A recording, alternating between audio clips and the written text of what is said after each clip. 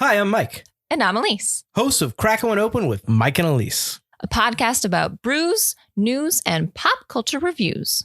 Every Friday, we choose a new craft beer from a different brewery and talk about The history of the beer, what's in it, how it was made, the history of the brewery. along with tasting notes and more fun facts. After that, come chill with us as we bring you the latest in pop culture news and reviews. So check out Crackin' When Open, part of the Forgotten Entertainment family. Hi there, I'm Lloyd. And I'm John, and we're from Pint Comics. As we dive into your favorite pop culture topics, we may just Occasionally, use language that could be considered... globaloney. What? No, I mean... Oh, foul. Exactly. Offensive. No doubt. Crass. You bet your ass. Sophisticated. What? No. Anyways, you get it by now. It's mostly just... Gutter talk. And one more thing. Watch out for spoilers. Sometimes we drop them like trousers. You've been warned. Listen in.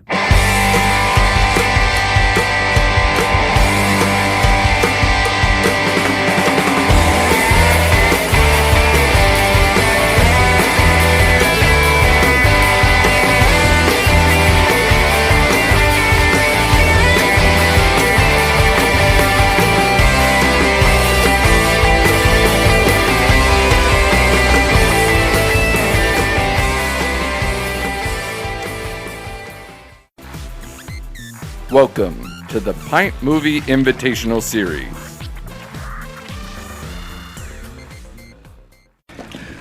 Lieutenant Leslie, sir. What is it? We have a message from General Ehrenmoor. Are you all relieved? No, sir. When the fucking hell are they due? We don't know, sir, but we've got orders to cross here. That is the German front line. We know, sir. All right. It is time for another episode of Pint Comics. I am John, and with me, as always, is my partner in podcasting, the manster himself, Lloyd. Lloyd, what's going on? That's me. I'll give you the broad strokes. I woke up sick this week. I had a fever, caused a huge disruption at work. I'm fine, no worries, but yeah, it was a big pain in the ass. Did you get the swab up the nose? I got the swab up the nose just for my work's sake, and it's negative. But I was down and out for a full week. I think I ate, a few things for about 5 days, a few things. I mean, like a half of a scrambled egg, a cracker. Yeah, that's my breakfast normally. I half started of a eating scrambled yesterday. egg. Yeah. So you feel good now? You feel good? I'm feeling much better. How, are you full bowl of New England clam chowder good? Or No. you know what I mean? No, okay, you're not there yet. No. All right. I had food poisoning one time in my life, and it was the only time in my life that I remember being totally disgusted by all food. It didn't matter what it was. I've been sick where you don't want to eat, but you get a little hungry.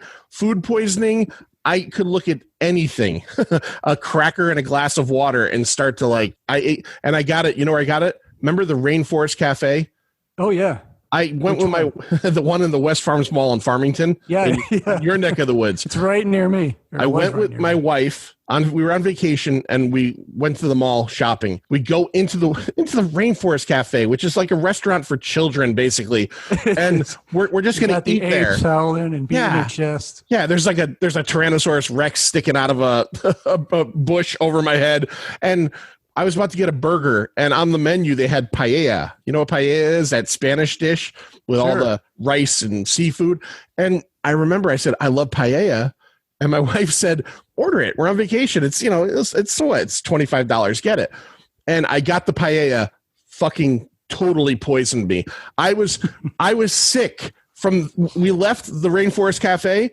We were going up the escalator to Toys R Us or somewhere, and I felt like barfing already. That quick. Wow. And I was sick for an entire week, and that was on a Monday, and Friday was the day that The Dark Knight came out, and that was my whole life then, was I could not wait to see The Dark Knight.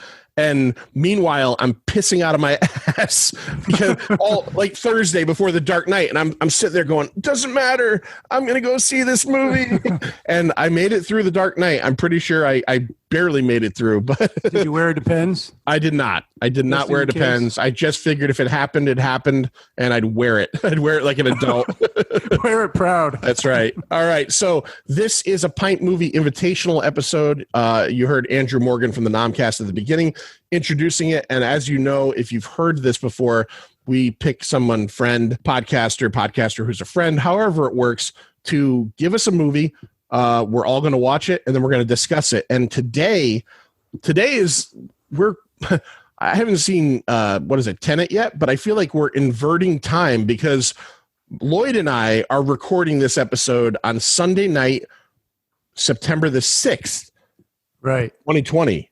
But our guest is on Monday morning, September the 7th of 2020. It is the first fully international edition of Pint of Comics. We've got Paul from the Countdown podcast on the other end, all the way from Perth, Western Australia. Paul, what's going on, man? Hey, Paul. Hey, John. Hey, Lloyd. Thanks very much. I was trying not to laugh too hard there at those stories, but I'm glad that you're both well now, particularly Lloyd, and that you got the swab and you survived that process, because I hear it's pretty awful too. So Yeah, it's not nice.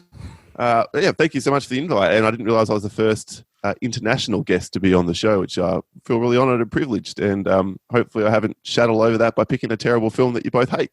Oh, we'll see. We'll talk about that in a little bit. Why don't you give everybody out there who doesn't know, and I'm sure most of them do, because you really, I've kind of said this to you before, you have I look at your podcast as like a zenith of podcasts.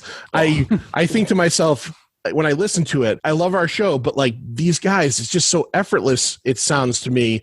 And I think a large part of that is because you and Paul, Wayne, your partner, you guys, how long have you known each other for? 30 years. Yeah. So yeah, Okay. we've had that time to get to know one another and bring that to the mic. But thank you very much again. Very kind. It does kind of make me laugh that anyone thinks we're the zenith of anything other than bad taste, maybe. You guys do that sometimes too. Sometimes I hear your lists and I'm sitting in my car going, what? More often, I will say it's more often Wayne than you. Sometimes he pulls some stuff out that I go, wow, what was that all about? But yeah. We've heard some good stories from people's reactions over the years. We've been doing it for a long time, and it's great for us as two best mates to catch up once a week and talk whatever we're going to talk that week, and have a couple of drinks along the way. So yeah, we'll keep doing it whilst people keep listening, and at the moment that's happening, which is really nice. And yeah, it's a stupid podcast. It's opinion based. We talk lists from 10 to 1 about either movies or television, usually movies, and along the way, try and throw shade at each other's list and dissuade others from liking what the other person is presenting. That's the whole precept of the show. Yeah, and it's fantastic. You guys are what? Like, how many episodes? Two what? 280. We did our 284th countdown yesterday. And on top of that, there's been like about 100 either bonus episodes or just weekly reviews, which we switched to doing about a year and a half ago, separating the review from the countdown so people could listen to one without spoiling themselves for the other. My Lord, you guys, like I'm a member of your Patreon and your Patreon. Yeah, no, and I only throw that out there because I've got a couple other Patreons, and some of them, like if they went off, I'd be surprised. You guys, like my phone doesn't shut the fuck up. It's like the countdown is on again. The countdown. I'm like, Jesus Christ, the countdown. How do you guys record so many episodes? No, I appreciate it. I feel like I'm getting, like I had another Patreon that I won't mention that I stopped because literally nothing ever happened. And I felt like, well, it's good to support somebody, but like maybe once in a while give me something. And no, you guys are selling yourself short. We try and put something out once a week that's for the patrons only, at one level or another, but it doesn't always happen, but that's the goal. And no, that's so I'm pretty glad that you appreciate it. Totally. All right. So before we get into the show the movie that you picked, and we'll give everybody out at the end of this episode where to find you guys again, sure. And all that stuff, because it really is a great show. We want to go to the Manster. And we're going to ask you 5 questions to kind of gauge a little bit, find out some more about Paul. All right, cool. Sounds good. All right, Paul, going to get some 5 questions here. Feel free to elaborate as much as you want on your answers. Okay. So the first one, they're all pretty easy, just opinion stuff.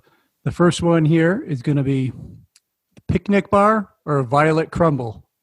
Violet crumble 7 million times over. Picnic bars are trash. All right, can you explain what they are?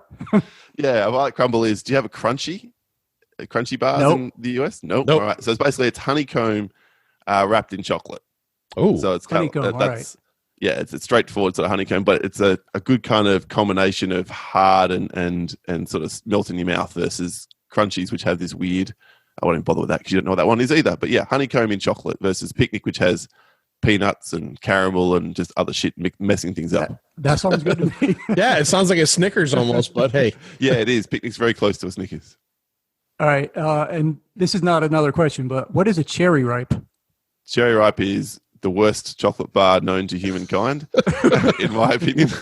It is sort of some cherry crappy extract wrapped in chocolate, dark chocolate. So if you have a mix of these, little fun-sized bars with packets of those mixtures of all these, you put them out in a staff room somewhere, back when you were allowed to share food at work, and the Cherry Ripes will always be the last ones there. Always. All right. Wow. Interesting. I was wondering if Cherry Ripe was like... It said people were very split. was a clever title, like there was no cherry in it whatsoever. It would be better if there wasn't, trust me. All right. Next one. In excess or midnight oil? Ooh, that one's harder, but I'm going to go with In Excess. So are you gentlemen look about by my age, give or take, are you familiar with either of those two bands? Yes. Oh, sure. Yeah, absolutely. Okay, so do you have an opinion on that one? So In Excess being, I don't know, just Midnight Oil are very good, but In Excess are a bit more popular around the world, I think, than Midnight Oil were. Exactly, yeah. They are definitely more popular around the world. Midnight Oil was a big favorite of mine when I was in college in the 80s. Nice.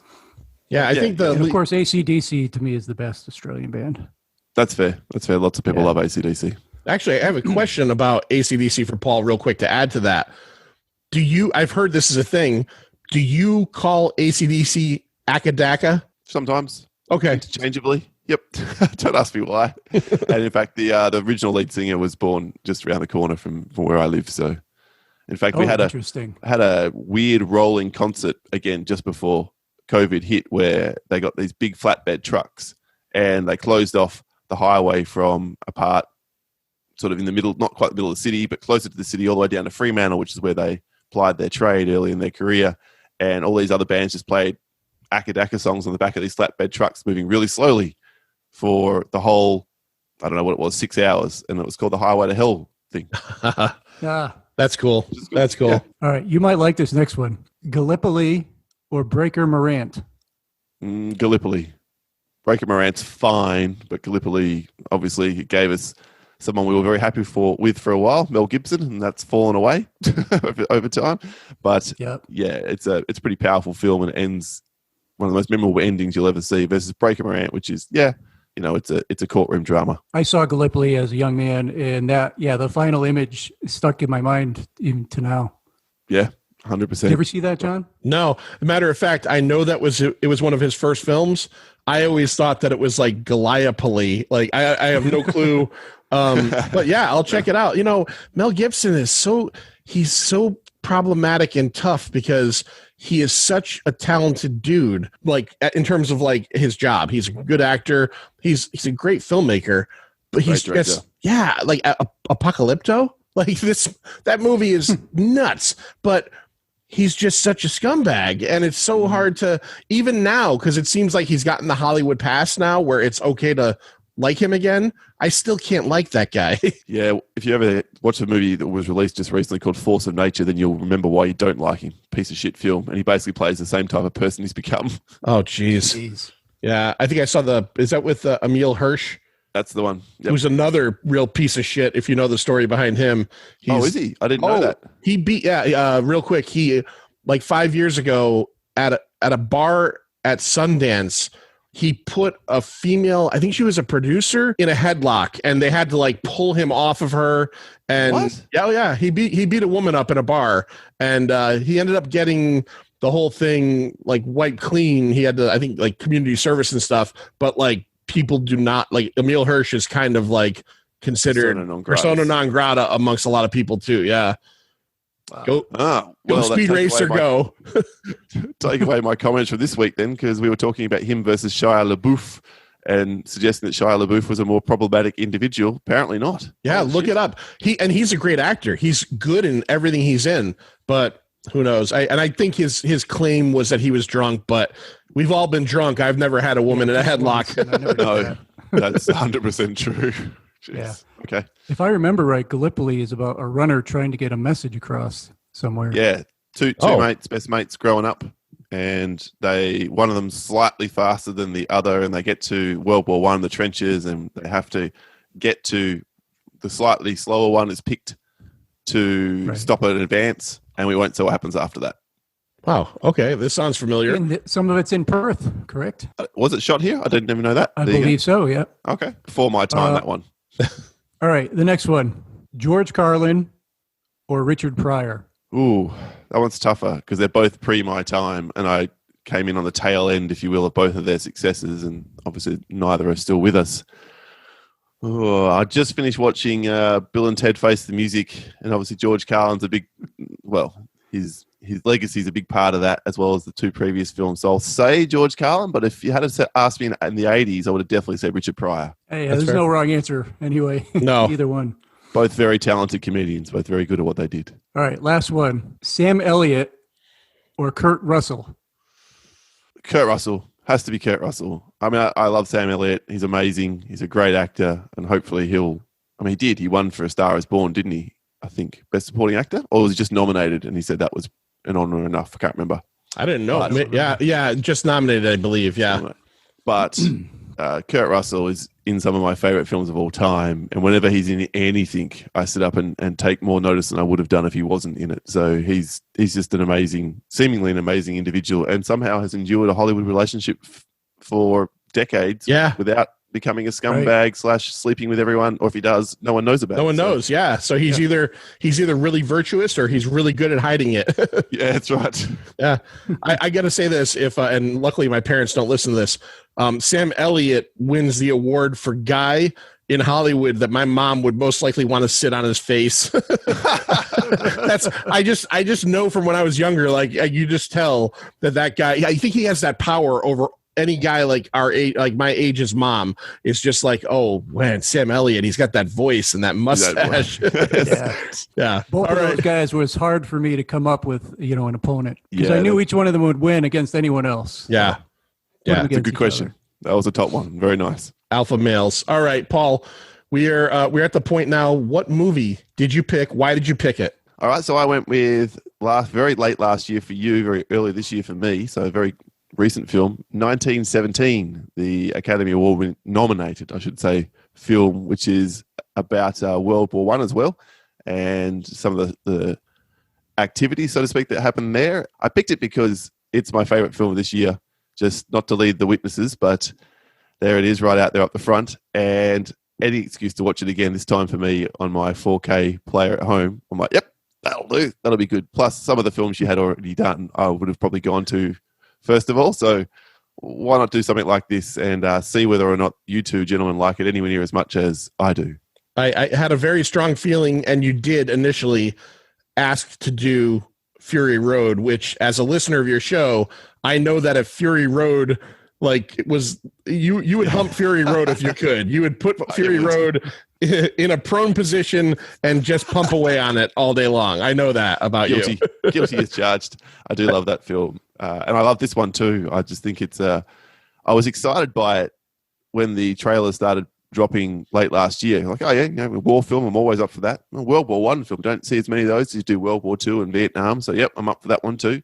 And then the word came out that it was presented as one shot, or as Sam Mendes says, it's not a one shot film, it's a no cut film. Right. That, I'm like, what? A war film? Like I don't know if you all saw, but most people saw Birdman a few years back, and that had the same conceit, but it was, set in a theater basically, and it was in a very contained area, and they could easily do the cuts when they slid past walls and walked into sort of darkness and whatever. And they do a bit of that in this film, but the scope of it was staggering to me in concept, and then to see it on the stage.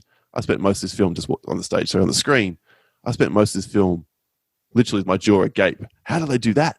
How do they do that? Yeah. And I was just blown away. All right. You know what I have to say about that? I was not aware it was a one-shot film when I watched it. Right. And I will tell you, it's not obvious when you're watching it. It's cut so well. It never occurred to me at any point like, hey, wait a minute, this is the same shot. Okay, that's really interesting. So well that it's not even totally obvious. Because some of the criticisms of this film were like, I don't think anyone ragged on it, but quite a few of the critics kind of said, it's really about the conceit. This one-shotness or this no-cutness overwhelms the actual story, and you're too busy looking at that than you are paying attention to what's going on, and therefore they marked it down. So I'm glad to hear you had a very different reaction, Lloyd. Right. Yeah.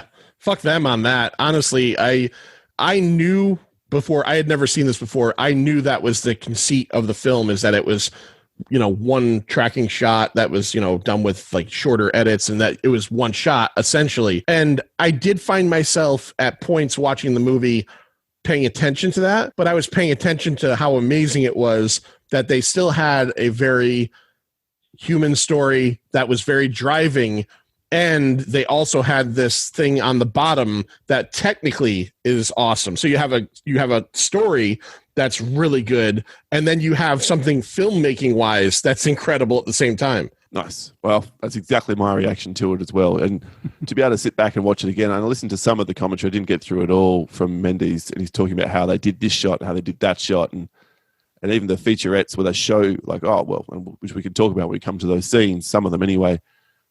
It's mind-blowing. And then on top of that, to have a really, like you say, engaging story where you care about these two guys who are effectively tasked with stopping a push that's going to have 1,600 men slaughtered, including one of the guy's brothers. It's a simple story. And apparently it's based on Mendes' grandfather.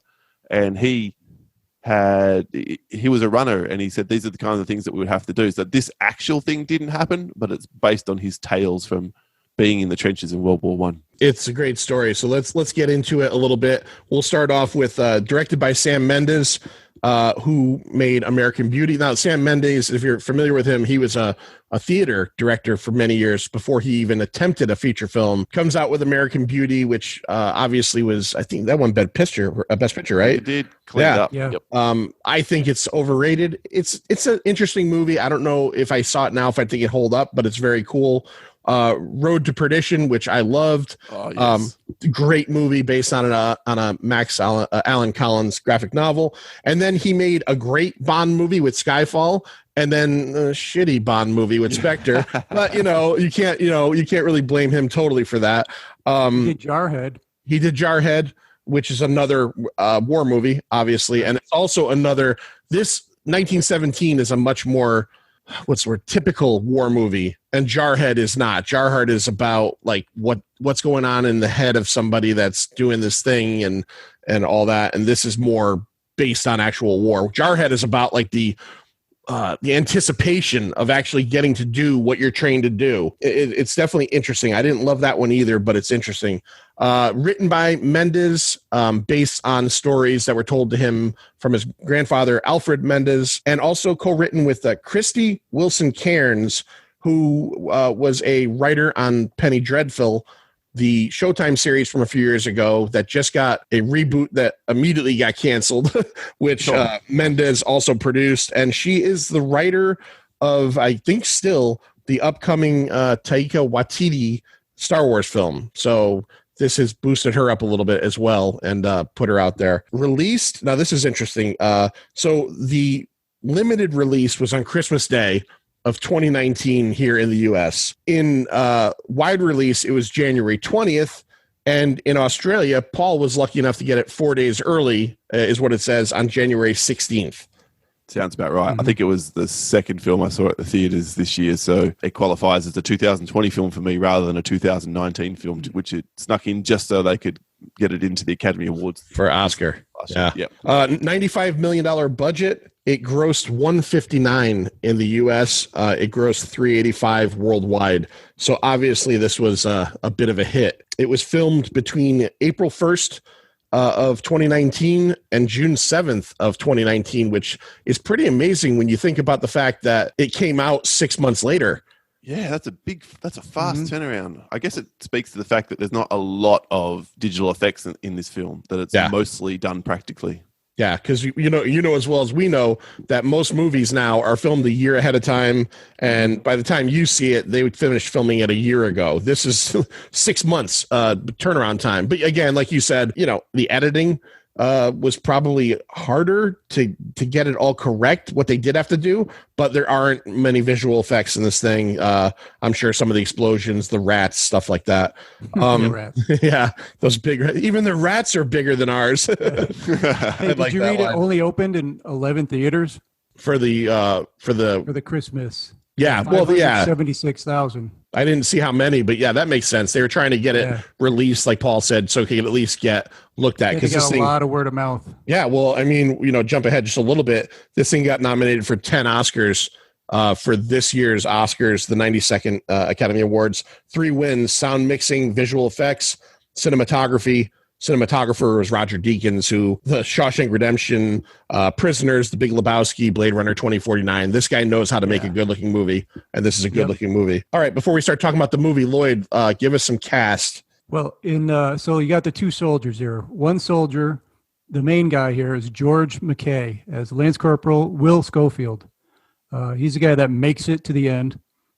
He's an English actor. The only role that I know him from is from a Hulu series called 11/22/63. This Stephen King show. Yeah, this whole fucking movie, I'm paying attention to it. I don't want to look on my phone. I'm going, where do I know this kid from?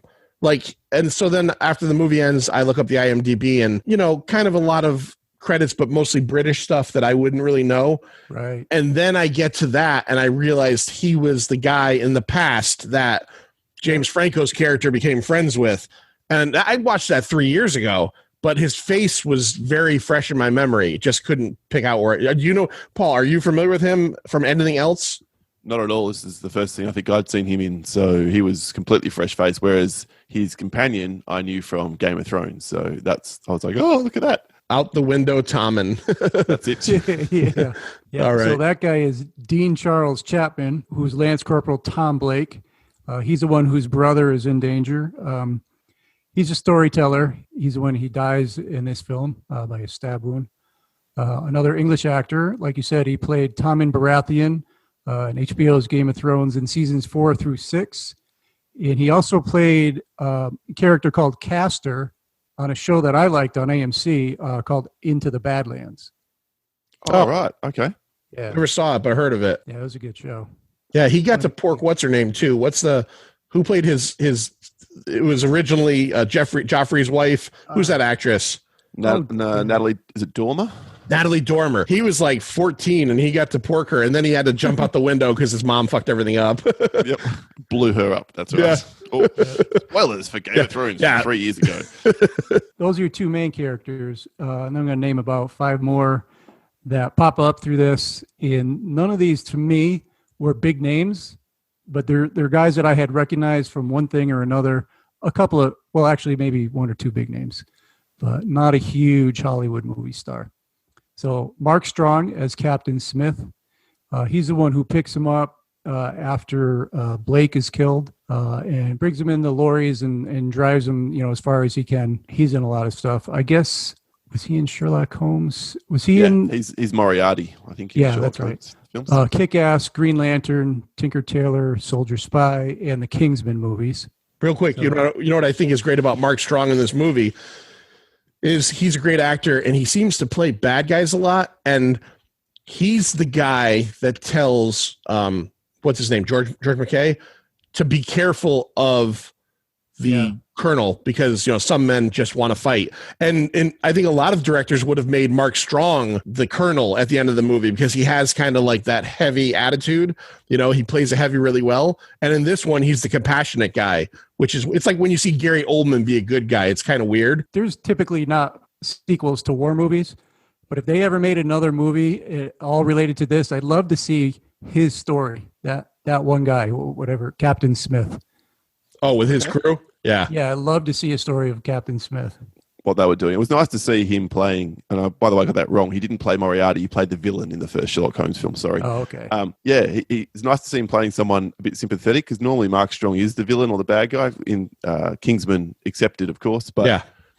He can play it both ways. He can be very villainous, but he can also be that kind of very supportive kind of leader, and that's what he was in this very small role. And I agree. Those guys, you get a little bit of them as they're in the back of the lorry and they've got that banter back and forth and they're all in it together, and that story or that crew could have been a good fun film. Yeah. Yeah, agreed. Next would be Andrew Scott as Lieutenant Leslie. Now he's the guy that leads the men to the front lines in the trenches. Irish actor. He gained recognition for the BBC series Sherlock, which a lot of these other guys were also in that. Yeah. He was in Saving Private Ryan. He was the priest in Fleabag. I think that was, what's that, an Amazon Prime show? Yeah. Yep. Funny show. And he was, the one thing I remember him from was he was in an episode of Black Mirror, season 5, called Smithereens. He hijacks, it's like a new employee and takes him somewhere. It's, takes him out to a cornfield and wants to talk to the CEO of this social media company who happens to be Topher Grace. I tried Black Mirror. I don't get it. Like, I did that Bandersnatch thing. No. Oh, no. I wouldn't even consider that. That's not Black That's Mirror. all right. All right, at best, yeah. All right, so after Andrew Scott, Richard Madden, who plays Lieutenant Joseph Blake. So he's the brother of Tom Blake that they find at the very end of the film. He's a Scottish actor, most known to me for playing Robb Stark in Game of Thrones, who had a terrible red wedding. Rough wedding. Bad night. Yeah, rough red wedding, yeah. I guess he was in Rocket Man. I never saw that movie, the Elton John movie. No, never saw it. Oh yeah. He's the agent, or something like that. I'm trying to remember. I have seen it. Clearly, it made a real impression. I was going to say, it was so good, I don't remember anything about it. Apparently, his role, his scene in this was filmed with the first take. Yeah, I read that. The first thing they filmed was that scene. And it was pretty, emotional. I felt the emotion in that scene for sure. Yeah, me too. There was 2 scenes that I didn't cry in this one, but there was 2 scenes that got me close. It was that scene between him and George, and it was the death scene for not to jump too far ahead, but while it's fresh in my memory, the death scene with what was it? Charles was his name? Tommen. Oh, no, not Charles. Tom. Mm-hmm. When he's dying and George is holding him and he says, "Am I dying?" So many movies would have that moment where the character says, No, you're not dying. And when he says, "Yes, you are," like, that was brutal, because you just don't picture people, you think about that in life. What would you say to someone? And I think you'd want to comfort them and say, no, it's going to be okay. And he just doesn't want to lie. And he wants him to be prepared. That got me. That scene was fucked up. And up to that point, he was trying to give him some hope. Like, yeah, we're going to make it. I'm going to carry you to. He was lying to himself. Station. The kid's trying to stand up, and he's bleeding so bad he can't. He realized it too. Yeah. Yeah. That all right. That was harrowing. That was a hell of a scene. We got 2 more. Colin Firth as General Aaronmore. So he's the one who gives the men their orders. English actor, The King's Speech, Shakespeare in Love, Tinker Tailor Soldier Spy, and also the Kingsman movies, with a pretty terrific scene in a church. Oh yeah. Made Freebird worth it. Yeah, right. And finally, Benedict Cumberbatch as Colonel Mackenzie.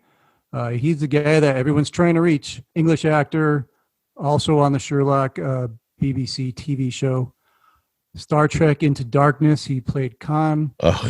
And he is Dr. Stephen Strange in the MCU. Don't ever mention Star Trek Into Darkness on the show again, Manster. Just pretend. Like, Paul, you've seen that, obviously, right? Sure have.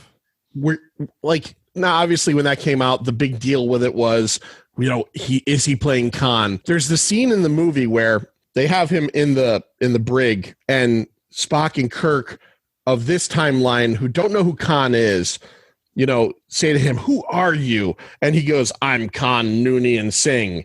And audience, I think, is supposed to go, but like, in the context of the story, these 2 guys are like, what the fuck does that mean to me? Yep. It held no weight. Do you agree with that? Yeah, I do. I'm not a huge fan at all of that one. However, my co-host Wayne thinks it's the best of the 3, which does my fucking head in. I heard him say that. Yeah. I heard him on one of the more recent episodes say that. And I'm a guy that I actually enjoy Beyond because it's just kind of like an episode. Like it's stupid and Kirk's on a dirt bike. It's dumb, but I still had fun with it. Into Darkness isn't even fun. It's just stupid. Yes. Yeah, Okay. I've said it once. I've never gone back to it again. That probably tells you everything I need to. Whereas the first one I've got on 4K and I watch once a year. The first one I really like. First one's great. First one's fantastic. From your silence when I said I like Beyond, I'm assuming you don't like Beyond at all either. No, I don't dislike. I just laugh at the stupidity of that film. But it's a good time. It's a good ride. Yeah. You know, it's not a bad series overall. And I wish that they would somehow be able to do this one where they're proposing between Pine and Hemsworth, that the two, through the timeline shenanigans, the two of them will come together. Like, that'd be great. Plus, if Quentin Tarantino really did want to do an R-rated Star Trek, I'm all there for that. But I don't know if that's ever going to see another film in that series, to be honest. Yeah, it doesn't seem like it. If you remember correctly, Beyond came out the year of the 50th anniversary of Star Trek, and there was no fanfare. It literally got released in they moved it around 5 times. They farted it out in early August when nobody gives a shit about movies anymore. Right. Yeah, not good. Okay, Paul, so why don't you walk us through kind of the plot structure of this film? Like, what is the impetus for what ends up happening through the whole thing? Sure thing. So we have Schofield and Tom. They basically wake up and they're given orders to go and see I can't remember if the general or whatever he is, the superior officer down in the trenches, where they're told that if they can't get across no man's land and through basically enemy lines to another front where there's 1,600 men, including Tom's or Blake's brother, they are going to push over the top and walk straight into a big, huge German trap. So they've retreated from the front line there. They've given ground, and Benedict Cumberbatch's troops believe they've got them on the run, and they think they're going to win the war if they just push at this particular point in time. But for whatever reason, apparently carrier pigeon doesn't exist, and we need you to make your way across there and give them the order to stop. Hand them these orders that they must hold rather than advance, because if you don't, those 1,600 men are going to be slaughtered. So Tom is particularly concerned by this, whereas Schofield's a bit more like, he's the veteran, Schofield is. He's fought in the Battle of the Somme, and he knows what they're walking into, and he's not keen at all. Whereas Tom's like, well, we've got to do this because it's my brother, and I'm not going to let him die. And he's the not enthusiastic is the wrong word, but he's the desperate kind of one that drags Schofield along. Not that they have a choice. They've been given an order, and obviously if they refuse to follow that order in this time, there would be court-martials and probably death. So off they go. They get across no man's land. They do find the Germans have retreated, and then they're progressing through sequence after sequence to get to this particular front and save these fellow soldiers. And of course, as we've just discussed, and clearly this is a spoiler-filled podcast, one of them doesn't make it past about the hour mark of the film, which was truly shocking to me when it happened. Totally shocked. And I don't know if I should have been, because if you look at the poster of this film, it's only McKay. But if you paid attention to all the marketing, it was two guys. Not only that one of them died, that one of them dies 25 minutes, half an hour into the movie. I was completely and totally Lloyd, were you shocked at that? I cried out when he got stabbed. Yeah. I was like, no! I had the same thing when I saw it at the cinema, gasps from people. And I think I probably gasped the first time too. It's like, hey, what? Surely, big chance one of them's going to die because it's this kind of film. But probably in the last bit of the film to get them over the line. But no, we offed him really fast, and so then it becomes all Schofield's movie or George McKay, and he's clearly a much bigger star in that regard because he's in the whole 120 minutes, give or take. And actually, when Tom dies, it also changes I guess, kind of like the backbone of what the movie is, because you've got the guy whose brother is in trouble, who randomly picks his friend to come with him, and now he's the driving force. At one point, he saves McKay's life. He does. And he gets buried under. That's a great scene with a tripwire. He saves his life. And now once he dies, it becomes almost like that thing where it's like something that maybe, I don't want to say wasn't important to you, but it's almost like the outsiders. Let's do it for Johnny. Yeah, seriously. It suddenly becomes like, I've got to do this for Tom. I've got to do this for it's not even so much for his country or for all the soldiers. This was Tom's mission. Tom died for this. I'm holding his rings and his letter to his mother or whatever in my pockets. Nothing is going to stop me. And it adds, and again, I look back on it, as soon as I started looking at like IMDb and stuff the next day, it became very apparent that the posters only feature McKay. And I never noticed that. I never noticed that. I thought, like Paul said, as I was watching this movie, I thought they're going to get to the end and one of them's going to die like in the battle. Like they're going to get all the way to the end and maybe Tom will die right before he gets to his brother, you know? No, 25 minutes in, the most rando thing ever. There's a biplane fight, and this was one of those scenes that, like, I wonder, because I know how Lloyd looks at movies, how much this stretched your believability aspect. Oh, no, I actually liked that because I was fully expecting to see an explosion of that plane hitting the ground, and then it comes up all of a sudden and crests over that hill. I'm like, oh my God, they got to get out of there. It looks so good. I liked that. So It well put was together. Yeah, that whole scene.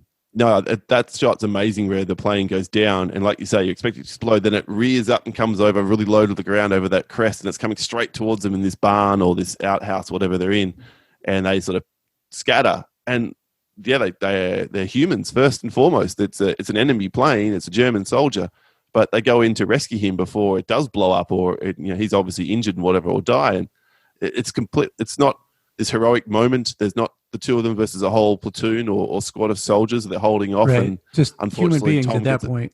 Yeah, they're doing a really human thing that this goes beyond what side we're fighting on. And the bloke stabs Tom, and you just hear this anguished scream because we're following Schofield, and Schofield turns around and can see what's happening and kills the bloke dead, and then has to deal with the fallout of his friend is not going to walk away from this. Yeah, as we talked about a little bit earlier, brutal death scene, young kid.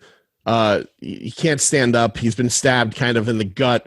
And that scene reminded me very much of Saving Private Ryan with the German soldier who Upham lets go and then ends up, fighting again at the end, and Upham kills him at the end. It reminded me of that because they pull this German pilot out of the plane on fire. They save his life. He saved his life and then just killed him right after. That was brutal. And the scene that preceded that, see, the thing about this movie, Paul, do you agree with this? Where in part of the structure of this, I was thinking about this a lot. So, Paul, I think you're a video game guy, right? Yeah.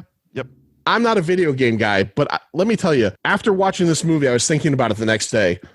If this wasn't a film, this could be a very involved, what do you call it? Call of Duty World War I game, because it feels like a video game. You have what would be the cutscenes, which are the actual kind of, the action or the acting and the dialogue.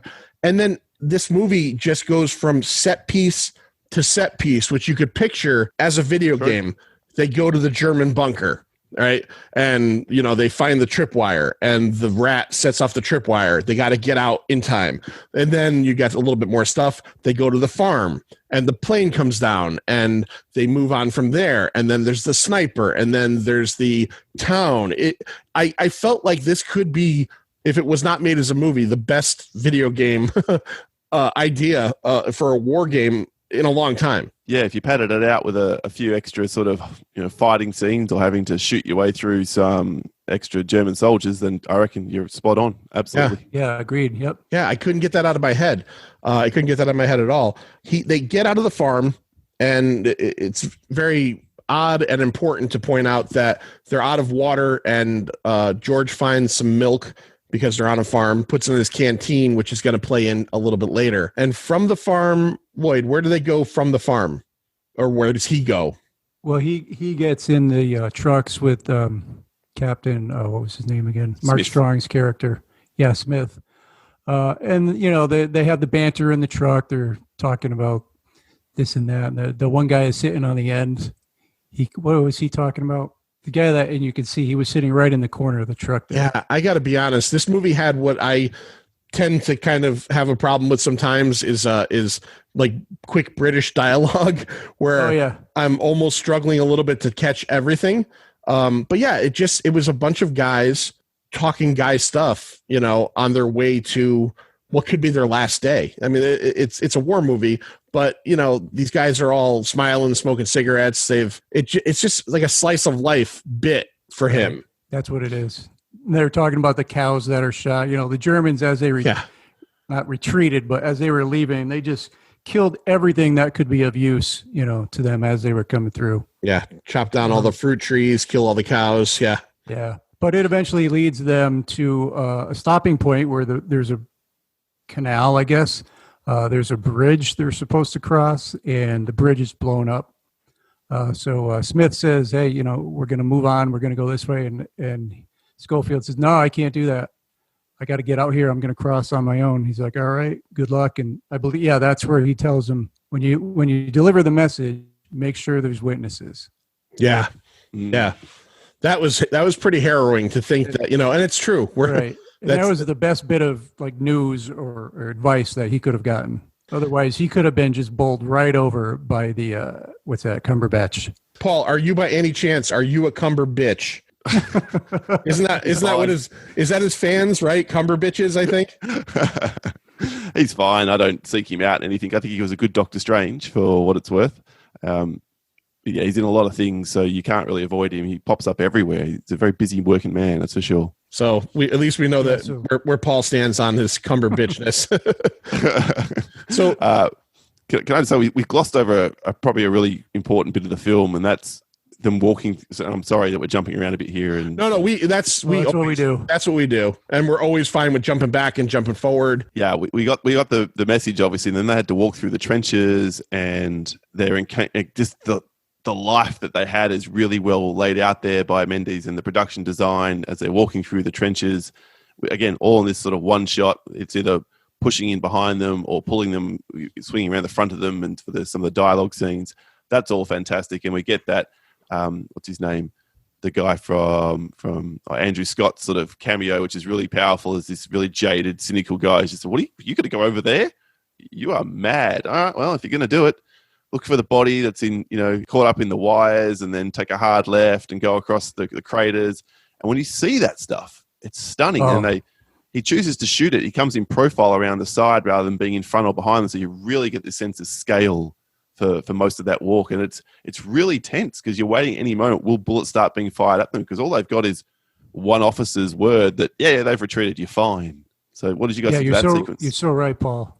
With the scale and the way they use the camera levels to get that scale, a lot of the camera shots are very low, and you're seeing things that you wouldn't really see if you're standing up walking, and it's really amazing. Like Paul said, I really love the way the camera went around.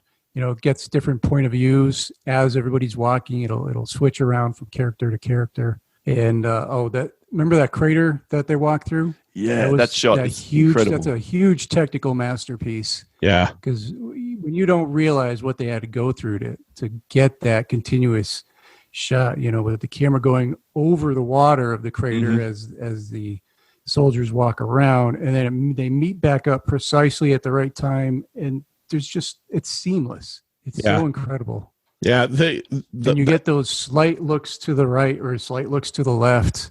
You don't linger on anything. Just all the little bits in that too, like the dead horses and all the stench, bodies stuck up in the barbed wire. The fact that in all honesty, McKay is probably going to die because he cut his hand, and then his hand went through like a probably a very dead and probably infected body that he's probably going to at least end up like Ash with a chainsaw hand. I don't think anybody, that'll be the sequel, 1917 to Evil Dead. I'd watch that. Yeah, I'd watch it too. That whole bit, though, and again, one of the details, like you guys talked about the camera details and all of that. You know what detail I thought was great was, and they kind of make a point of it in the movie, was the difference in detail between the English trenches and the German trenches. Like, yeah, good one. The English trenches, to me, looked much more haphazard and, I guess like shoddily made. There's just... There's sandbags thrown everywhere. You get into the German trenches, and the first, I'm not even kidding, I initially thought this is German engineering. Like these reinforced walls, these very well stacked, sandbags. And in my head, I'm thinking, I'm probably thinking too much of this. But then when they get down into the sleeping area, and even I think like Tom says, look at all the room. Like It's Club Med over there. yeah, like the Germans knew how to do it in World War I, apparently, in terms of living situations. The rest of it was all bad. Yeah. Mendes makes a point of that in the commentary. He said we really wanted to show the superior German engineering that was in play at the time versus, the sort of forces that have come further to invade, if you will, that is didn't have the wherewithal to be able to do what the Germans did. And that's why they had stone rather than just sandbags and sand really holding up the trenches. They had manufactured this stuff or built it for purpose. And the soldiers comment on it, but it sounds like you really picked it up with your eye for detail, John. Yeah, it just, again, like when they're initially walking through the English trenches, everybody is like miserable and sleeping on the reinforced walls or eating. Everybody's miserable. When they run into the Scott character, he's just sitting there. But then you get to the German side and they literally look like they have a living room down there. Like they have like a bunk area and They're doing crossword puzzles. Yeah, and like he says, their rats are even bigger. So if they have to kill a rat to eat it, they're getting more rat for their money. So yeah, hey, good for them. To jump back up again, we get to the bridge, and Paul, what ends up being the immediate problem when he gets to the bridge? Well, he starts to navigate his way across this broken structure, and he's about halfway across when a bullet pings off right near him, and he, of course, takes evasive action. And again, all one shot, all with the camera gliding between on its pulley system and whatever else, which is pretty complicated. Apparently, it was the kind of system they use when they do big sporting events. So your football games, I imagine our football games, they have it up on these 4 wires where the computer programs where it's going to go to the exact point that it's going to be. Right. Deakins was controlling back from his central station hub. And even when the grips were running around and holding the little camera, because they had the first film, I think this was, to use this really revolutionary, smaller, lighter camera that still produces these amazing images, particularly natural light, because as you can imagine, they couldn't film this film when they were swinging around all over with proper lighting, if you will. It all had to be kind of naturally lit, and that was Deacon's biggest issue, as what he said. But even when they just had these 2 grips holding the camera and were running with it, he would be panning it. He would be the one that was controlling exactly where the lens was looking at, which is, I think, uber cool and what technology these days can accomplish. Yeah, totally amazing. That particular scene, as seamless as it looks, I was reading that the truck was in southwest England. The canal that they were crossing was in Scotland, and the sniper tower was in a studio in London. Wow. They had that somehow continuous shot.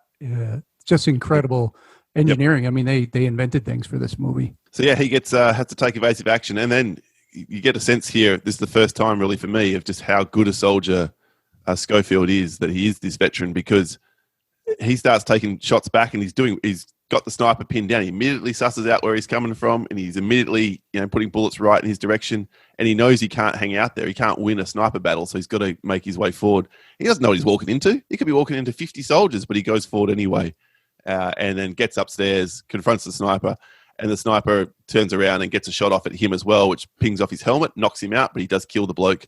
And so then we get our one lapse in time in this film, which forwards it through into night. Yeah. And that was Mendes's, obviously his intent was he wanted to split this from a daytime into a nighttime, overnight into the next day. And this is literally that delineation point where the movie has now moved into kind of the second half. Is this when he ends? Yeah, he wakes up and he's in the town, correct? Yeah. Yeah. This scene, so Thomas Newman is the composer of this. He has done Skyfall, which was the good Bond movie that Mendes did. I think he did Spectre too, but that was the shitty one. Wall-E, which is one of my all-time favorites. Bridge of Spies, Spielberg. So he's worked with some great people. He's obviously good. He's not a name that I go right to. He's not a Hans Zimmer or John Williams, but the score in this movie is excellent. But when he ends up in the town, and there's a little bit more that happens, we'll get into that. But when he's basically running through the town being chased, the music that's playing at that point it took me almost out of the action of the movie because I was so enamored with the score. I was like, holy shit, I've got to like throw this on Amazon, or if it was 20 years ago, buy the CD. I have got to do something right now to hear this score. And I still haven't done it yet, but I'm looking forward to, I think, Paul, you're a big score guy, right? Sure am. And I'm glad you brought it up and mentioned it because I thought, I'm going to have to mention it again. Everyone's going to roll their eyes. Paul's talking about the score, but they'll be polite because I'm the guest. So it's really nice to hear someone else bring it up first and really praise it because I agree. It's a great score. That piece where he looks outside the building and the flares are going, and that's the lighting. It's one of the most beautiful shots I've seen in cinema, maybe ever, let alone certainly this year. But then the swell of the score is just, it's perfect. The wonder of it, but also the danger that's behind it. And then, yeah, we get some of the other big pieces later on in the film too. It really, really good. Lloyd, did you notice the music in this? Oh yeah, absolutely. Yeah. Yeah. It propels the action. I mean, it gives you the emotion that you need. It was amazing. And we're kind of getting into an emotional part of the film as well, because as he is evading German soldiers in this town, he ends up running into a woman who we don't know, but is not the mother of this baby, and a baby who are hiding in the remains of their house or a house.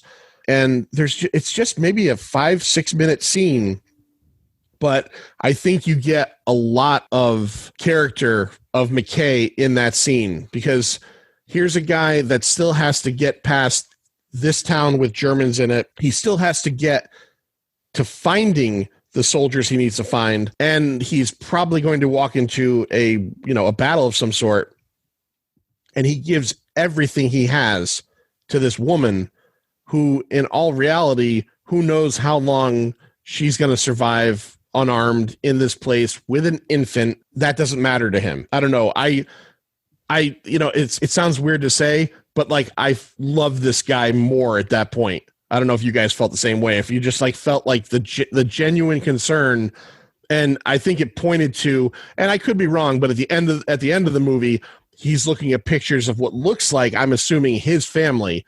And yeah, I don't know if I could have missed dialogue, but I don't know if they ever talked about his family earlier in the movie. But this scene solidified to me that he had to be a father and a husband.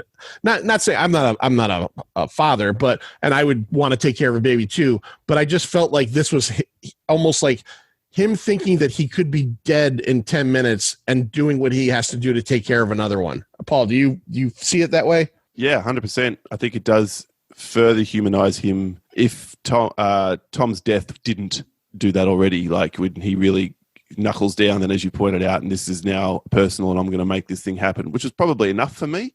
And it obviously worked well for you. I'm not saying this scene didn't work. It's probably necessary to have a lull in the action that really takes place for the last 40 minutes or so of the film. And this scene provides that beat. But I felt like it already had been established, but this hammers it home. So yes, at the end of the film, it definitely is him looking at his wife and kids. I don't think he mentions having kids. I think he alludes to having a wife or a family at one point. Or Tom says to him, don't you want to bring home medals to your family or something like that? So okay, it's not well established. There was some conversation. But it's alluded to, and then it is an interesting sort of perspective, or offers an interesting insight into Schofield. So yeah, I'm okay with that scene, and after that, it's all go really for the rest of the film. Lloyd, the scene where he has to evade he's sneakily evading a drunk German soldier, and he ends up walking right into what? He actually finds another soldier in the dark. I love the playing of the shadows. This whole entire broken city scene with the shadows and the flares and the light, and it's amazing because all of a sudden someone's right there and you didn't see them before, and he gets this guy down. He's trying to quiet him down because he's, of course, trying to call out to the drunk guy out there taking a piss. But he's able to get on top of him, keep him quiet, and basically strangle him to death. And then he starts running away from the drunk dude, and that's basically the whole thing until he jumps off the waterfall, or not the waterfall, the What was that? Yeah, it was like a cliff, right? Like a bridge. Yeah, it was like Judge off like the a bridge cliff into the roof. river and then Yeah. eventually goes Yeah, over a off the waterfall. bridge. Yeah. I didn't think that this movie was going to remind me of Predator at any point, but he goes over a waterfall. I was waiting for him to like climb up with mud all over him and put his arms into a tree and see the Predator drop in. That didn't happen. And But of course, what we did, had the cherry blossom petals. yeah, which was a discussion they had earlier. Paul, you were talking before about a lot of the technical, like how he had created this great new camera system, or they use this great new camera system. I read this yesterday? I was doing a little bit more research. The scenes, I don't know if you're aware of this, the scenes where he's in the river, that was filmed with drone. Yeah. No clue. That was awesome. Again, that scene where he's running out of the burning city, as you just described, and then we get that probably the biggest CG shot in the whole film, which is when he leaps off the bridge. And that you can see it's CG, but there was no way that the camera's going to follow him down. Yeah, as he leaps off a bridge. So you just have to suspend your disbelief for a small portion of this film. Then they switched to the drone shot. But even in the running, it was sort of two grips running. They jump on the back of a flatbed, sort of not truck, but a purpose-built thing where they're on the back of the truck running with him, and then it hands over to attach it to a crane. The crane pulls away. This kind of thing just happens frequently throughout the film. Then the planning, and as we talked about, the short turnaround from finishing filming to being released. Well, that's because they did all the work for this pre the filming starting. This was one of the biggest preps for a film, as you can imagine, because they had to get it all right. They didn't just have to hit their marks. They had to have the geography had to be wide enough or long enough to get that particular shot to run as long as it needed to.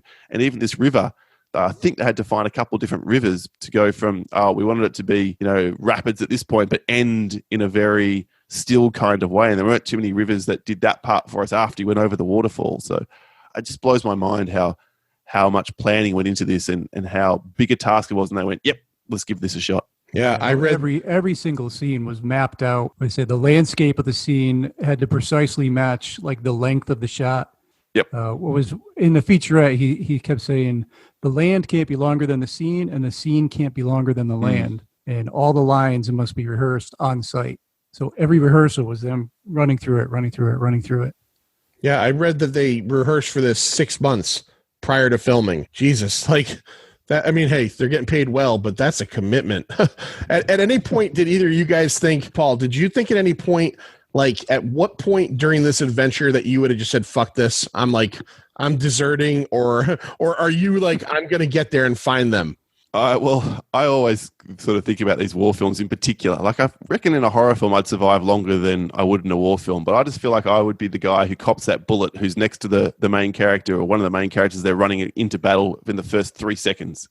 So I don't think I'd have to make the decision. I reckon I'd be gone really early. You're the guy in Private Ryan that takes his helmet off after he gets shot in the helmet and then gets his head blown off. That's it. If I even got that far, I would assume I would have been the guy in, say, Private Ryan, where the front of the boat comes down and the big M60 or whatever, not M60, but the huge caliber bullets come ripping through them and then just blood sprays the camera. That'd be me. That'd be you. Sure. Okay. Yeah. That's fair. That's fair. Yeah, I don't know. It's McKay, and you're like, wow, this is not, it's his country's mission.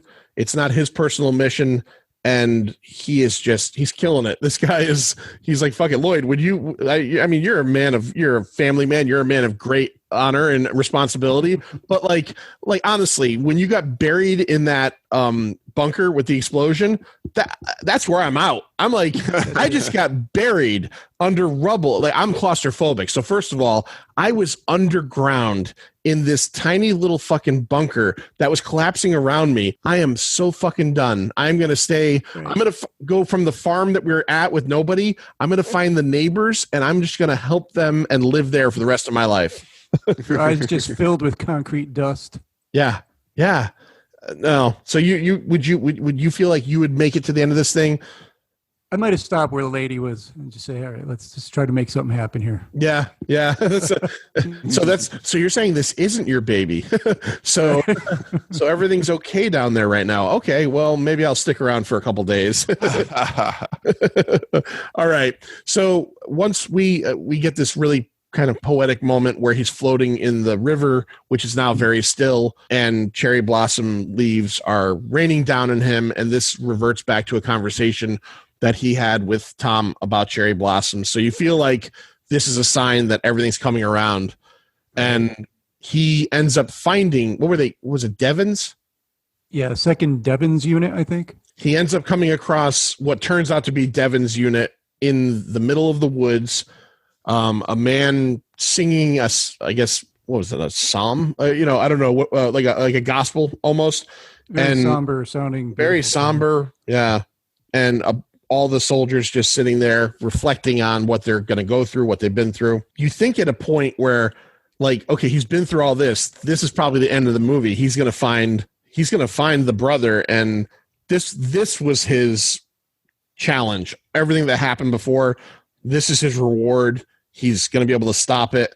Now, Paul, what happens right after that? Well, they're the last wave that he comes across. So everybody else is already in the trenches and ready to go, and he realizes, I can't hang back here. So he wants to stop. Obviously, his fellow soldiers have been welcoming. Just, yeah, you're good, mate. You're all right. And he sort of barges through them and has to push down into the trench. And he keeps asking everyone, where's General Mackenzie? Where's General Mackenzie? And he keeps sort of being stopped. And then, but I've got an urgent message from was it General Aaronmore? Oh, and they let him through. But at the same time, they're ready to go over the wall. You hear the whistles blowing. He's like, no, you can't go. But no one can stop it. Only Mackenzie can. So it's quite this moment of, oh my God, he's not going to save anybody here. They're going to go over the wall despite all of this. And they're all going to die. Anyway, so one wave goes and he leaps out, realizing I can't run through the trenches. They're too packed with people. So he runs up onto the field now, and the soldiers are running sort of across him as he's running along the trench. And that iconic shot that was all in the trailers. I don't know if you've seen those, but yeah. And there's a great moment, which apparently was completely and utterly accidental. The madness of all the extras just charging across. One of them clips him and he almost trips over and falls. That wasn't meant to happen, but they left it in there anyway because it just added to the chaos of it, and he just kept, consummate actor that he is, professional that he is, he kept going with the shot. So that's super impressive, as is the fact that, again, it does the boom out on the crane, gets handed to two extras who are wearing the German uniform, the Allied uniforms, and then they're running with the camera, and again, Deakins is controlling it, and they put it on the back of a truck, and the truck now is driving in front of him. It's just, I know I keep talking about the technical aspects of this film, but it's astounding. And anyway, it's hard not to talk about that. Yeah, thank you. Anyway, he does get back down into the trenches and get to Mackenzie. He takes the shittiest shortcut ever. Yeah. He's got to get from here to there, but it's like bumper to bumper traffic. So instead of bumper to bumper traffic, he decides to, run through a war zone. There's that, like you said, the iconic shot of at least one shell like going off, and he's just running at the camera the whole time, and he's kind of tapping and bumping into guys as it's going on. He finally gets to Mackenzie, and Mackenzie, ends up listening to him. It seems this is just a more of a, I guess, a wartime question, but like, how do they call it off? I don't understand that. And like, I understand in today, they would get on the radio and go, okay, first wave, come back, retreat. Mm-hmm. World War I. What the fuck do you do? Maybe there's some horn blast or something. Yeah. I don't know.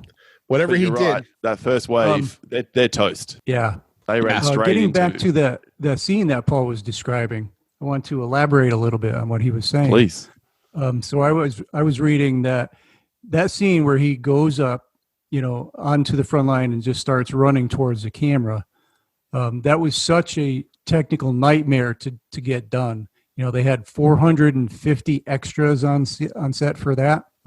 Each run was 18 explosions. Those were all real explosions happening in real time. And so they had to rehearse that in incremental steps, like very minor. Like first it was a walkthrough with only a few soldiers running up. So they would totally increase the number of soldiers coming up and then the speed that they were going until they felt they had it all down. And they did that final scene in 3 takes, just 3 takes. That's pretty amazing. All the freaking chaos going on. Yeah, that is definitely that's going to be, when people talk about this movie or when people show things from this movie, it's going to be that scene in the future, 10 years from now, when they're showing a retrospective and they say 1917, it's going to be him running across the field. For sure. 100%. It's an amazing accomplishment, and I'm glad you had those extra technical details Lloyd, because I didn't realize there was 18 explosions and that every time they had to reset and do it. Yep, let's blow it up again. Yeah, and obviously had to be like harrowing and dangerous too. That's when you have 450 extras and shit like that happening. Shit can go wrong. Yeah, shit can go bad real quick. Sure. All right, so we get to the he has it stopped. We get a very, I guess, real scene of a triage hospital, whatever you would call it, with men dying, dead, amputated. And you're seeing the horrors of war and seeing, it's gross and it's sad and people crying. And we finally get to the point where he finds Blake's older brother. And the Game of Thrones connection there, obviously, is Blake's older brother is Robb Stark. And Robb Stark is, and he was Tommen. So that was a nice little connection there. But you get that moment between these two characters that it's just, Paul, do you feel like, I felt like it was a great scene and you could really feel the emotion from Madden's character, but it's not, I don't mean this critically, but it's the whole ending to this movie feels so anticlimactic in a way. Do you agree? I just feel like it's all this happened for this, for this thing, and it just ends as it begins with, our character isn't a hero. He's not like lifted up on shoulders, which in some movies that were, maybe more patriotic, I guess, would have happened, but he just goes and starts exactly the way he stops the way he started, sitting under a tree, being quiet. Did you feel that? Like, and again, I don't mean that critically. It's not bad, but it just seems like all this happened and it's over. No, I didn't. But not to say that what you said isn't entirely justifiable, John. For me, this film's trying to be a bit more grounded than most war films. Like, yes, Schofield's a hero and he knows what he's done. He's carried out his orders. He's honored his fallen friend as well as he possibly could. And Richard Madden's character's reaction, the brother's reaction, is very, I think, typical of the time and the culture, which is, he shows a bit of emotion other than that stiff upper lip and just sort of get on with it, which was all the rage, I understand, from 100 years ago. So to have and he asked for permission. I think they're really telling the line of dialogue between the two of them is he says, "Can I write to your mother to tell them of Tom's heroics?" And he nods and sort of, almost tearfully says, "Yes, you can." And that's the moment of real power, I think, between the two of them. That's the one that gets me the most. And then, the film ends the way it started, with him leaning against a tree, and it doesn't get that moment where, other than the brother saying, "Thank you so much," no one else does. Benedict Cumberbatch is annoyed that his push for glory, that he reckons he's going to be the one to win this war, is denied. So he's more annoyed than anything else than he is grateful for the saving of his men. I think one of the sergeants sort of says to him, "Good job, mate." But other than that, they're the two moments he gets acknowledged and there's nothing else. And that just feels very real to me. Lloyd, you feel the same way? Yeah. I did like the, Schofield and Joseph Blake have sort of two interactions, right? So he gives him the stuff, shakes his hand, turns around, walks away, and then he comes back. And I think it's the second interaction that's really more heartfelt and, emotional to me. But to your point of the anticlimactic, I believe when he has his interaction with General Mackenzie, and Mackenzie says to him, "Yeah, you called it off today, but they'll just tell us next week to attack." Mm-hmm. I think that kind of goes towards what you're saying. That's kind of what I mean. It mirrors that. So there's like some kind of connection there. Yeah, because as it is, they're going to do it again probably. Yeah, it's just going to happen. So. It's going to happen. These guys that didn't die, a lot of them are probably going to die.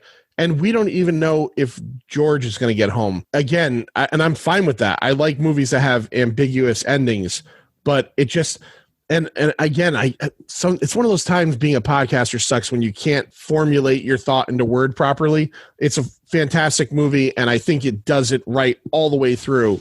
I just felt like at the end it was like, yeah, like it's going to happen probably anyway. It's just the way the world is.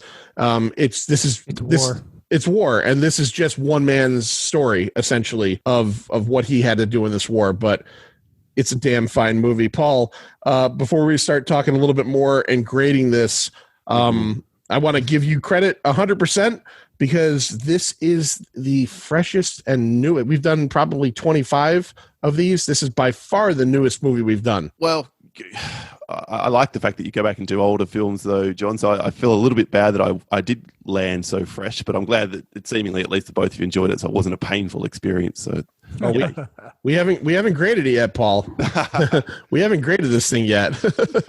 It might all be downhill from here, but all right. Well, we'll see. I'll grit my teeth and I'll try and survive. I'll take it with a stiff upper lip.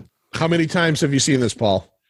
3 now. 3 all the way through. 3.5. I watched half the commentary. Didn't quite get through it all before we recorded. I want to gauge something against Lloyd because Lloyd kind of totally hates Dunkirk, a very recent, very awesome war movie. Where did you land on Dunkirk? In the middle, I have to say. Having been very fortunate enough to see Tenet already, I might go back and re-review Dunkirk. Maybe I missed some elements of it that with a Tenet frame of mind in play might make it better. But I was very middling on it as a Nolan film. I didn't hate it, but I certainly didn't love it. Okay. I'm in the odd end of this, loving that movie. That's interesting. Definitely in the lower end of that. Yeah, you did not like that. You did not like that at all. Real quick, just because you said it, it's out here now, but I'm curious. Tenet, and I know you talked about this on your show. Now, I'm personally not jumping into a theater right now, but no. But is this like you have to see it in the movie theaters, or is this going to be just as good, if not better, on home video? No, it's a theater experience. I think Nolan has been quite right to say, look, if you can do it this way, but at the same time, it's not worth risking COVID. Nothing's worth risking COVID for. Let's be really clear about that. Yeah. But if you did have zero community transmission in your area of the world and it's there, absolutely go and see it. It's worth at least worth the spectacle, like it or not, based on what's presented to you. Do you like, Lloyd, how Paul humble bragged about COVID in Perth? Zero transmission. Zero transmission. This is a disease, my friend. All right. For now, yeah. We're constantly told, it's coming. It's only a matter of time. So, yeah, we live with the spectre over us, but at the moment, it's safe to go out. So we're very lucky, very fortunate. We're very happy for you. In all honesty, I can't wait for the day that we could say that in the U.S. in a much larger way instead of it being a constant wave. But that's a whole nother story. Yeah, hopefully that's a whole nother story later. All right, Lloyd, 2019, is that what we're doing? Right, that's got to be what we're doing for 2019. Yeah, all right, that's what we're doing. Why don't we talk about what the top 10 films of that year were box office wise, and did 1917 fall into it? All right, let's do it. Well, 1917 did not fall into the top 10. In fact, it was number 23. Domestic, 159.2 million, and worldwide, 385 million. It was only out for 6 days, limited, right. So that's number fair. 23 is pretty damn good for that. Yeah. Number 10 last year, Jumanji: The Next Level. Never saw it. Okay. I don't know. I think I did see that one. Yeah, my kids made me see that. Number 9, Aladdin. I never saw that one. Number 8, Toy Story 4. Nope, me neither. You haven't seen that one? That's great. Okay, so here's my thing. I've never seen Toy Story 3 because everybody tells me that you'll just gonna cry. And we talk about it here all the time. I'm a movie crier. I'm fine with that. I've got my sensitive side. And I just don't often feel like there's not ever a point where I'm like, you know what, I'm going to throw Toy Story 3 in and emotionally fucking destroy myself. And I feel like I can't jump to 4, even if 4 is maybe happier because I haven't seen 3. So one of these nights I'm going to have the Toy Story 3, 4. Did you enjoy 4? Because I heard a lot of people didn't. Yes. No, I did. I think it's a good sort of coda to the series. So it's that series, pound for pound, there's not a bad film among them. They're all very, very good. They're all very funny. They're for adults as much as for kids. I'm a huge fan of that series for sure. Oh yeah. Okay. Do you cry in movies, Can't Paul? go wrong with Toy Story. Rarely. No, Toy Story 3 did not make me cry. Give me one movie that made you or makes you cry. Logan. Yeah. Okay. Yep. That'd We've be the talked most about recent that. one. Yeah. Oh, and an older film, which is a documentary, Dear Zachary, a letter to a son about his father. I think that's what it's called. I've heard of that, and I think I've heard of that listening to your show. Feels like something you've talked about before. Yeah, I have. Yeah. Okay. And that's harrowing. That's if you're a crier, then you're not going to get far in that film without shedding a whole bunch of tears. Okay. Yeah, I'll definitely cry on that. Yeah. Yeah, I'm just I don't know. I think I'm an adjusted person, but man, things happen in movies to characters I get attached to, and I'm all fucked up for for hours. The older I get and the more Yes. family related things get, the more I cry about them. I'm with you, Lloyd, for sure. That's my experience as well. Yep. Yeah, I got no kids and I'm a bitch. I just cry at everything. All right. Number 7, Star Wars, The Rise of Skywalker. Ugh. John, you love that movie. I know you do. Listen, I won't lie. The only movie I saw in the theaters this year, January 1st. January 1st, I had a day off. I went with my wife and I left the theater on a high. Like, even though I knew it was terrible writing, there was just something about it. And then as I just thought about it more over the course of the year, I realized I have no fucking interest in that ever again. It just caught me right. Seeing Lando caught me right. Luke's X-Wing getting pulled out of the swamp caught me, it's caught me right. And yeah, I just don't care. Fuck that movie. Yeah. All right, number unfortunately, 6. You feel the same way, Paul? Yeah, unfortunately, I'm right there with you. Like, I just don't have a lot of love for that film, or that whole last 3 films overall. Very disappointing. Yeah.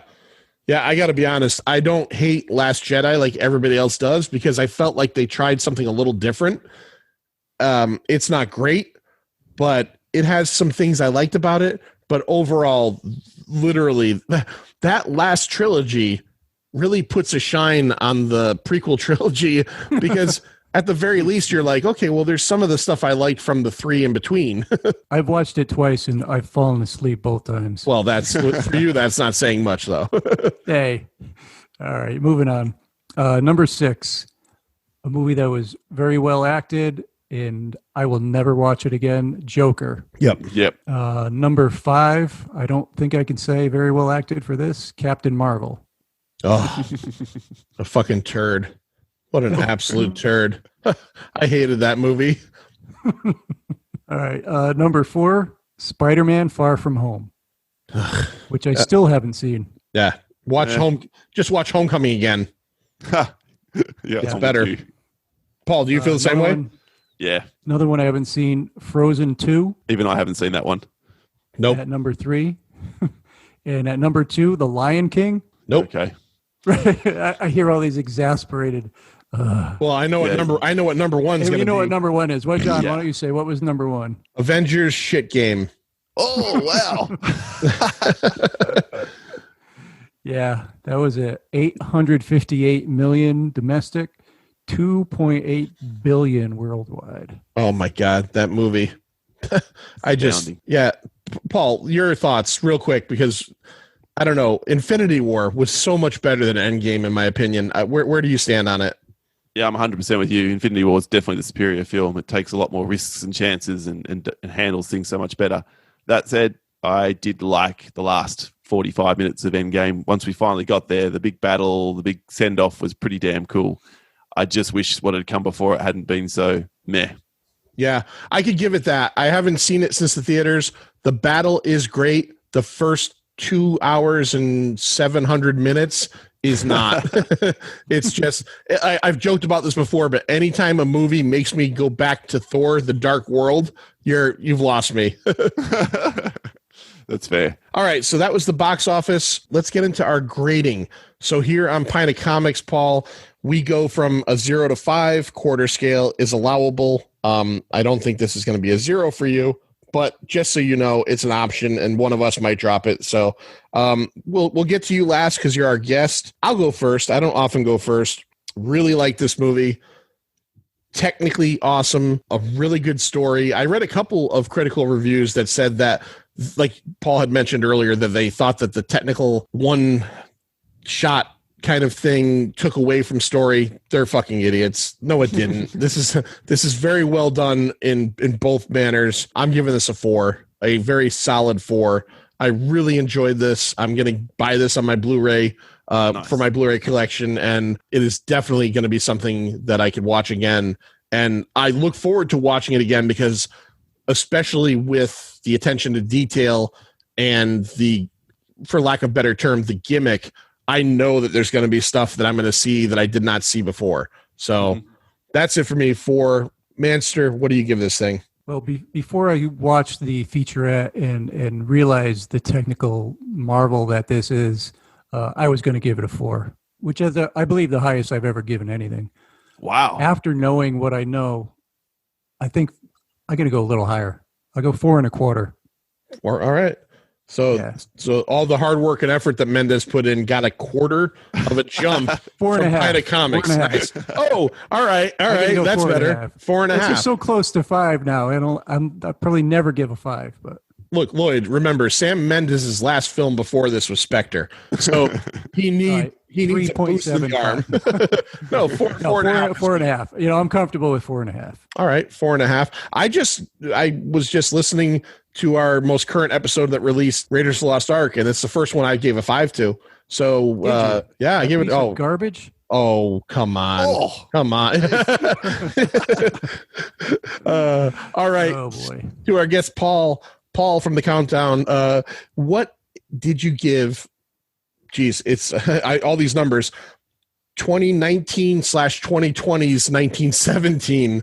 What number rating do you give it?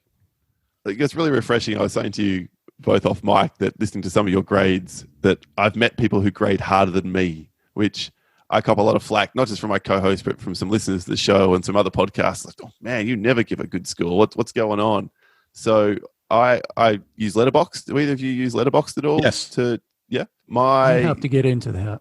Yeah, it's a good way of keeping. I will cry myself to sleep several nights in a row if that site ever disappears, I tell you, because I've got so much invested in it. But I know then that I have, I don't know exactly, well, I think it's 13 films that I've given 5 stars to in my life. So more than you, Manster, are saying you'll ever give, because clearly you don't want to give that 100%. And it's 100% in context. Nothing's ever 100 out of 100, I have to say, because there's always something you can improve upon in a film. I agree. But the way I think of it is, if you give something 95 or above out of 100, that's 5 stars. So this is where 1917 sits for me. It is right around that 95 out of 100 score. But because you're allowed 0.25s, then I can do this. 4.75 is what I will give 1917. It's by far the best film I've seen this year. It's probably, I can't imagine it won't be in my top 5 films of the decade, should we all be here long enough to be able to celebrate that fact. It's astounding technical achievement. I was completely immersed. I went straight back to the theaters and saw it a second time with my fiance and loved it just as much. On 4K, I'm still thrilled. When I can watch a film third time through and still be thrilled by what they're showing me, obviously I'm not surprised anymore, but just to be drawn in again, that's a rarity. And yeah, it's the technical side that pushes it up from that sort of maybe 4.5, 4.25 to a 4.75 for me as well. All right. So, Paul, real quick, Sophie's Choice, you've got Mad Max Fury Road and 1917 have been embodied in little children, and you're holding them over a bridge, and you're slipping. You can only hold on to one. Who's going, though? Who's going? Gee. This is really difficult. I don't know. I'll probably have to say 1917 goes, only because it hasn't been out as long to sit in the 5-star territory for me. But ask me again in 5 years, and that might change. Okay. All right. That's fair. That's very fair. All right, Manster, why don't you give everybody where they can find us, and then we will go out with Paul giving everybody where they can find him and Wayne. You can check out our website, pintocomics.com. You can find lots of great articles and reviews. Subscribe on Apple Podcasts, Spotify, Stitcher, iHeart, etc. Go ahead and give us a favorable review, and subscribe to the YouTube channel. Get some podcasts there, some special reviews, some video stuff that we do.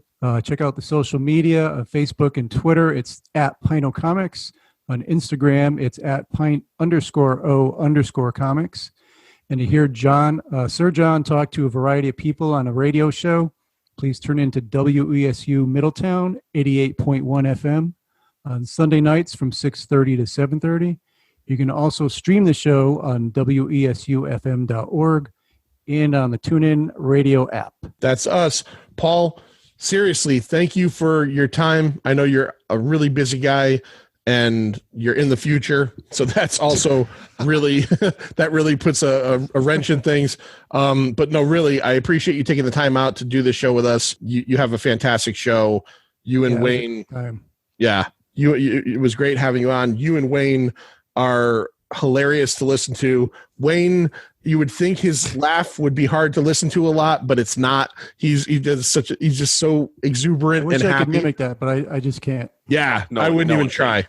I would not even try.